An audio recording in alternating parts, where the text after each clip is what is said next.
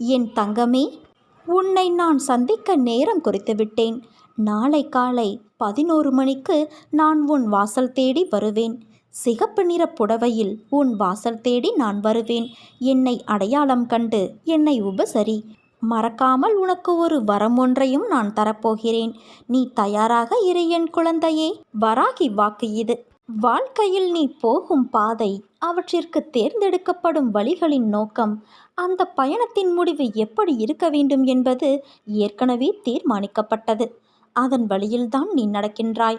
இவையெல்லாம் ஏற்கனவே தீர்மானிக்கப்பட்டது என்ற தோற்றம் என்று உனக்கு புரிகிறதோ, அன்று உன் வாழ்க்கைக்கான நோக்கம் எப்படிப்பட்டதாய் இருக்க வேண்டும் என உனக்கு புரிந்துவிடும். அதை நீ புரிந்து கொள். அதன் அனுபவங்களை புரிந்து கொள்ள வேண்டும் என்று நினைப்பவர்கள் குறைவுதான். ஆனால் அதை நீ புரிய வேண்டும், உணர வேண்டும் என்று நினைத்தால் இந்த ஜென்மத்தில் எல்லா பிணைப்புகளிலும் சூழ்ந்து எது நிலையுள்ளது, எது நிலையில்லாதது என்று அறிய எண்ணி பார்க்காத சோதனைகளும் உனக்குள்ளே யுத்தம் நடக்க வைக்கிறது. யுத்த களத்தில் 2 பக்கமும் நீதான் நிராயுதபாணியாக நிற்கிறாய். இப்படிப்பட்ட சூழ்நிலையில்தான் மகாபாரதத்தில் நிகழ்ந்து கிருஷ்ணனுடைய அவதாரம் வெளிச்சமாக தோன்றியது தெரிய வந்தது. அதே போலத்தான் உனக்கும் வாழ்க்கையின் களம். உனக்கு என் அருளும் ஆசியும் எப்போதும் உண்டு. நீ நன்றாக ஜெயமாக வாழ்வாய் குழந்தையே. நான் இருக்கையில் நீ எதற்கும் கலங்காதே. என் துணை உனக்கு எப்போதும் உண்டு. உன்னை நான் நல்வழிப்படுத்துவேன். உன்னை விட்டு நான் விலகுவதும் இல்லை, உன்னை விலகி போகும்படி நான் செய்வதும் இல்லை. என் கருவில் தேர்ந்தெடுத்த வரம் நீ. உன்னை போல மற்றவர்களையும் உருவாக்க நினைக்கும் என் உயிரான உன்னை, என்னை நேசிக்கும் உன்னை அம்மாவாக அப்பாவாக நான் என்றும் என் கருவறையில் வைத்து காப்பேன். நான் உனக்குள் இருக்கும்போது நீ வேறாக எங்கு இருக்க முடியும்? உனக்கும் எனக்கும் இடையில் தூரம் என்பது வெறும் மாயை. அந்த தடையை தகர்த்து எறி. அப்போது நாம் இருவரும் ஒன்று சேரலாம். அம்மா, என் நிலைமை கொஞ்சமும் மாறவில்லையே. நானும் உங்களை விடாமல் வணங்கி கொண்டு இருக்கிறேனே. எனக்கு ஒரு பதிலை நீங்கள் இன்று சொல்ல வேண்டும் என கேட்டிருந்தாய். என் பிள்ளையே, ஒரு விதையை விதைத்துவிட்டால் அதன் செயல்கள் ஆரம்பமாகிவிடும். அதற்குரிய காலத்தில் அதன் பூக்கள் பூக்கும், காய்க்கும். ஆனால் தினமும் அது முளைத்து விட்டதா, வளர்கின்றதா என்று பார்ப்பதைப் போல உன் பிரார்த்தனைகள் என்னிடம் வந்துவிட்டால் அதற்கான தீர்வுகள் நடக்க ஆரம்பித்துவிடும். அது உன்னை சுற்றி நடந்து கொண்டுதான் இருக்கும். உன் வினை தீரும் காலம் அது. உனக்கு நிச்சயம் கிடைக்கும். உன் பிரார்த்தனைகள் நீரூற்றி வளர்ப்பது போல உன் வளர்ச்சிக்கு துணையாக இருக்கும். புரிகிறதா என் குழந்தையே? மாற்றங்கள் நிச்சயமாக உன் வாழ்வில் நடக்கும். வழியே இல்லாத இடத்தில் கூட உன் அன்னை நான் ஒரு வழியை உனக்காக உண்டு பண்ணுவேன். உன் துன்பமெல்லாம் முடிவரும். இனி வரும் நாளெல்லாம் உன் வாழ்வில் ஜெயம் மட்டுமே உண்டாகும். தங்கமே, நீ கொஞ்சம் பொறுமையாக காத்திருக்க வேண்டும். பெரிய சந்தோஷம் உனக்காக வர இருக்கிறது. நீ நம்பிக்கையோடு இரு, நல்லதே நடக்கும். என் பிள்ளையே, எல்லாவற்றையும் நான் சரி செய்து வைத்துள்ளேன். உன்னை யாரெல்லாம் நிராகரித்தார்களோ அவர்கள் உன் பின்னால் வரும் காலம் வந்து விட்டது. அவர்கள் உன்னிடம் வருவார்கள். அவர்களுக்கு உதவச் சொல்லி கேட்பார்கள். உன் பொறுமைக்கும் நம்பிக்கைக்கும் பரிசுகள் கிடைக்கும் காலம் இது. நீண்ட நாட்களாக எதிர்பார்த்த வேண்டுதலும் நிறைவேறும் காலம். உன் இல்லத்தில் சுப நிகழ்வுகள் நடக்கும். இந்த காலகட்டத்தை பயன்படுத்தி நல்ல செயல்களை நீ செய்ய போகிறாய் குழந்தையே. உனக்காக உன் வராகித்தாயான நான் வருவேன். என் வரவால் இனி உன் வாழ்வில் எல்லா அற்புதங்களையும் நீ காண்பாய். உனக்கு நல்லது நடக்கும். நல்லது மட்டுமே நடக்கும். நாளை என் ஆலயம் வந்து நெய் விளக்கேற்றி என்னிடம் வேண்டிக்கொள். உன் வேண்டுதலை நிறைவேற்றி உன்னை மனம் நிறைவடைய செய்வேன். வழி தெரியாத பாதையில் பல வழியோடு நீ விடை தெரியாமல் நடக்கும்போது உனக்கே தெரியாமல் உனக்கு துணையாக நான் வருவேன். எந்த முடிவை நீ எடுக்கும்போதும் 1 முறைக்கு 2 முறை ஆலோசித்து எடு. இப்போது பிரச்சனை இல்லையே என்று நினைத்து முடிவெடுக்காதே. ஏற்கனவே நீ சந்தித்த பிரச்சனைகளில் கிடைத்த அனுபவத்தை கொண்டு சரியான முடிவை எடு. பலமுறை நீ ஏமாற்றம் அடைந்துள்ளாய். உணர்ச்சி வசப்படும் மனது உன்னை முடிவெடுக்க வைக்கும். கொஞ்சம் கவனமாக இரு. நான் உன்னோடு இருந்தாலும் சில நேரம் நீ மனபாரம் தாங்காமல் கஷ்டப்படுகிறாய். உன்னை எந்த நிலையிலிருந்தும் நான் மீட்பேன். ஆனாலும் நீ சிந்தித்து முடிவு செய்வது நல்லது. உன்னை கெடுக்க பலர் இருந்தாலும் அதே இடத்தில் உனக்காக ஒருவனை நான் நிறுத்துவேன். என் தீவிர பக்தனை ஒருபோதும் நான் நிலை குலைய விட மாட்டேன். உனக்காக எந்த ரூபத்திலும் வந்து 1000 கரம் கொண்டு காப்பேன். உனக்கு கிடைத்ததை ஏற்றுக்கொள். அதில் உன்னை யாரென்று எடுத்து காட்டு. தலை வணங்கி செல்ல கற்றுக்கொள். எது நடந்தாலும், மற்றவர்கள் உன்னை கடிந்து கொண்டாலும் சிரம் தாழ்த்திப்போ. உன்னை தேடி அனைத்தும் தானாக முன் வந்து நிற்கும். பணிவு, பொறுமை, நிதானம் இவற்றை மனதில் நிறுத்தி கொண்டு தினமும் செயல்படு. மற்றதை நான் பார்த்து கொள்கிறேன். உன் வாழ்வில் ஏற்படும் கர்மாவை நீதான் உருவாக்கி கொண்டு இருக்கிறாய். உன்னுடைய எண்ணங்களால், நீ பேசும் சொற்களால், நீ செய்கின்ற செயல்களால் உருவாக்கி கொண்டு இருக்கிறாய். அதனால் எப்பொழுதும் நிதானத்தை கடைப்பிடி. நிராகரிப்புகளைக் கண்டு நெஞ்சு உடையாதே குழந்தையே. உன்னை யாராவது தூக்கி எறிகிறார்கள் என்றால் இறைவன் உன்னை மேலே தூக்கி விடுகிறான் என்று அர்த்தம். எந்த ஒரு நல்ல இதயத்தையும் கஷ்டப்படுத்தாதே. என்னை வணங்கும் ஒவ்வொரு பக்தர்களின் இதயத்திலும் நான் கூடிக்கொண்டு இருக்கிறேன். நீ ஏன் பயப்படுகிறாய்? தைரியமாக இரு. என்னை நம்பி இருக்கும் என் பக்தர்களின் மீது எப்போதும் என் கவனமும் கண்காணிப்பும் இருந்து கொண்டேதான் இருக்கும். அச்சத்தை தவிர்த்துவிடு. உனக்கு என்ன வேண்டும், எப்போது வேண்டும், எப்படி வேண்டும் என்று நான் அறிந்திருக்கின்றேன். உனக்கு அதை அப்போது நிச்சயம் தருவேன். உன்னை நான் சரி செய்து வருகிறேன் என்று உணர்ந்து சில விஷயங்களை நீ திருத்தி மாற்றிக்கொண்டு வருகிறாய். நல்ல விஷயம்தான். ஆனால் ஒரு விஷயத்தில் மட்டும் உன்னால் மாற்ற முடியாமல் நீ திணறுகிறாய். அது என் கண்களிலிருந்து எப்படி தப்ப முடியும்? மற்றவர்கள் உன்னை எந்த வகையில் வசைபாடினாலும் அவர்களுக்கு பதில் கூறாதே. பதில் கூறும் தருவாயில் நீ இருந்தால், நீ தவறு செய்யாவிட்டாலும் மன்னித்து விடுங்கள் என்று கூறி அவர்களிடமிருந்து விலகிவிடு. ஏன் தவறு செய்யாமல் நான் மன்னிப்பு கேட்க வேண்டும் என்று தானே யோசிக்கிறாய்? நாமும் அவர்களோடு சமமாய் வாக்குவாதம் செய்தால் இழந்து போவது நம் நிம்மதிதான். அதனால் நீ வாக்குவாதம் செய்யும் சூழ்நிலை வந்தால் நகர்ந்துவிடு. உன் நிம்மதியான வாழ்வில்தான் உன் நிம்மதி இருக்கிறது.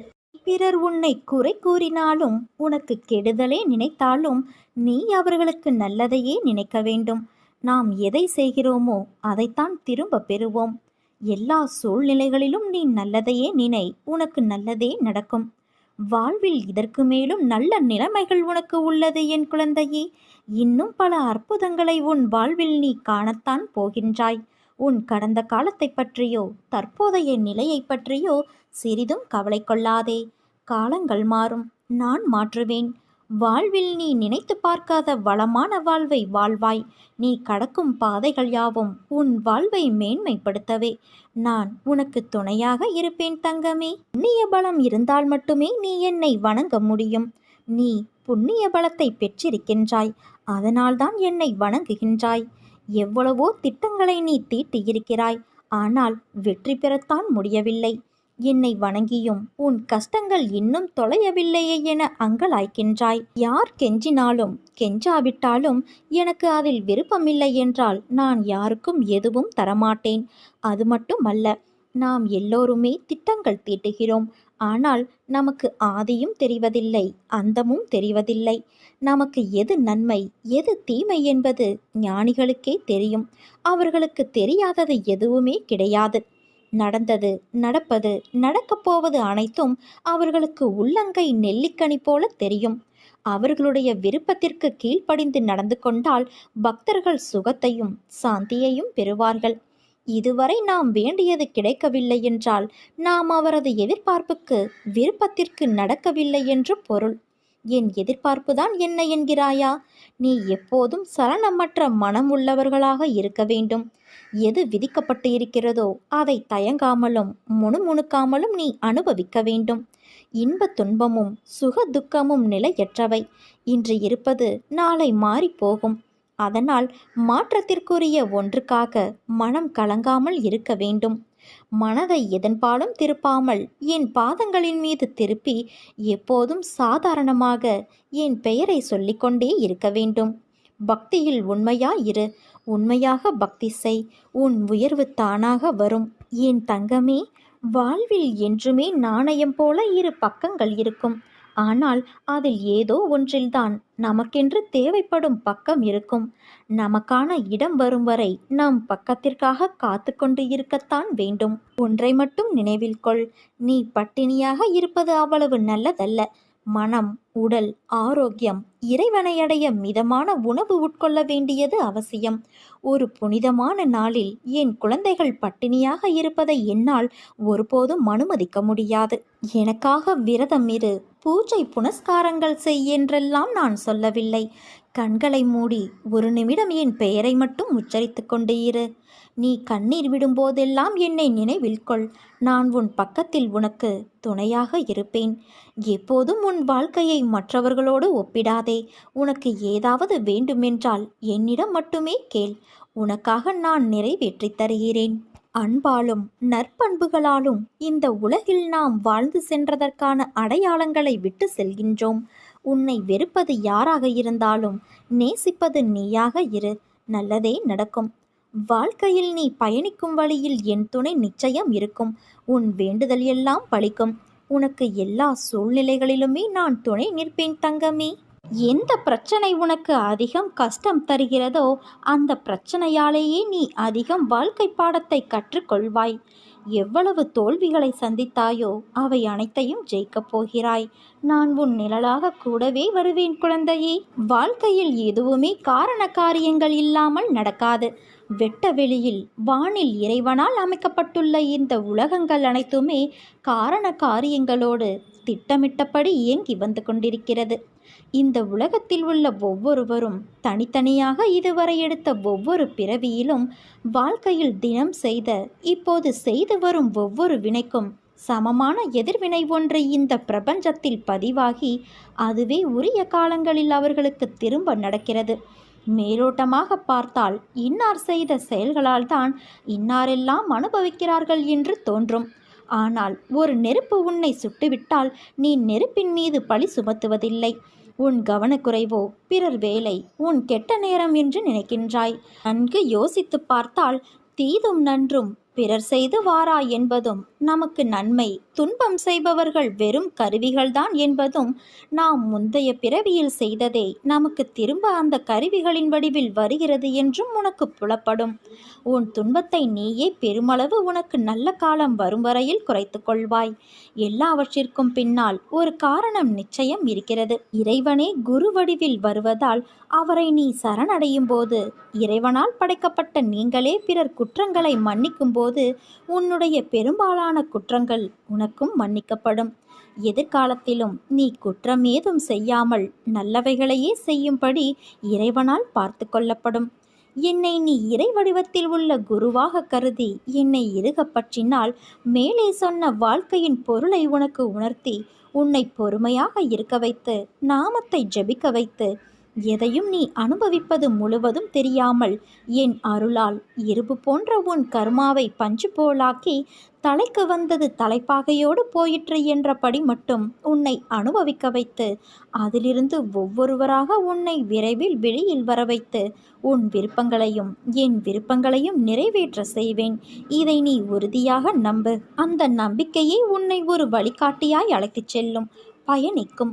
உன் விருப்பங்களையும் என் விருப்பங்களையும் அது நிறைவேற்றும். நான் என்னிடம் வருகின்ற சாந்தியற்ற மனதை உடையவர்களுக்கு நல்ல கதைகளை சொல்கிறேன், லீலைகளை செய்து காட்டுவேன். அது ஒரு ஆனந்தம். தாய்க்கு தன் குழந்தையின் விஷயத்தில் இருக்கும் சுயநலமே என்னிலும் இருக்கிறது. ஆரம்பம் என்ற ஒன்று இருந்தால் முடிவு என்ற ஒன்று உண்டு அல்லவா? நீ ஏன் இதுதான் உன் முடிவு என்று நினைக்கிறாய்? வருடக்கணக்காக நீ கூனி குறுகி புழுங்கி தவித்து அனுபவித்து வரும் மனவேதனைகள், துயரங்கள், துக்கங்கள், மனவலிகள், அவமானங்கள், வருடக்கணக்காக தினமும் நேர காலம் அறியாமல் என்னிடம் சாஸ்தாங்கமாக விழுந்து பல மணி நேரம் கதறி அழுது வேண்டியது எல்லாம் எப்படி வீணாக போய்விடும்? ஒவ்வொரு வினைக்கும் ஒரு எதிர்வினை ஒன்று உண்டு என்பது உனக்கு தெரியாதா என்ன? அதுவும் பல வருடங்களாக நான் அல்லவா உன்னை என் முன்னிலையில் அதையெல்லாம் செய்து வைத்தேன். உன்னையும் ஒரு பக்கம் காப்பாற்றி கொண்டு, நாம் எந்த ஜென்மத்திலோ செய்த பாவங்கள் தீர நாம் செய்யும் பரிகாரங்களை விடவும் வருடக்கணக்காக கண்ணீர் விட்டு கதறி அழுது வேண்டும்போது அதில் எல்லா பாவங்களும் முழுவதுமாக கரைந்துவிடும். இதை நான் அல்லவா உனக்கு அனுமதித்தேன்? இதற்கிடையில் என்ன தடைகள், தடங்கல்கள், தடுமாற்றங்கள், பரிதவிப்புகள் உனக்கு வந்திருந்தாலும் அவையெல்லாம் என் பாதுகாப்போடு தான் உனக்கு நடந்தன. பிறகு என்ன உனக்கு கலக்கம்? உனக்கு நான் சமீபத்தில் கனவிலும் நினைவிலும் என் ரூபமாகவும் மனிதர்கள் மூலமாகவும் பிற உயிரினங்கள் மூலமாகவும் உனக்கு பிடித்த இறை ரூபத்திலும் தரிசனம் தந்து ஆசி வழங்கியது எல்லாம் எப்படி உனக்கு நடக்காமல் போய்விடும்? உன் கரும வினைகள் இனி தீர்ந்துவிட்டன. நீ வெகு விரைவில் மகிழ்ச்சி பாதையில் செல்ல இருக்கின்றாய். உனக்கு நடக்கப் போகும் நன்மை எல்லாமே இனி தானாகவே உன் முயற்சி எதுவுமின்றி திடீரென்ற என்னுடைய நேரடி வருகையால் கண்காணிப்பால் திடீரென நடக்கும். அப்போது உன்னுடைய துயரங்கள், துக்கங்கள், கவலைகள், கலக்கங்கள் அனைத்தும் சூரியனை கண்ட பனி போல விலகும். மகிழ்ச்சி, மன அமைதி உன் வாழ்வில் நிரந்தரமாக குடிக்கொள்ளும். அதை பெற்றுக்கொண்டு என்னை பார்க்க நீ விரைந்து வா. ஒரு இக்கட்டான சூழ்நிலையில் உன்னுடைய மனம் குழப்ப நிலைமையை சந்திக்கும். அப்படி சந்திக்கும் பொழுது மனமுடைந்து போய்விடாதே.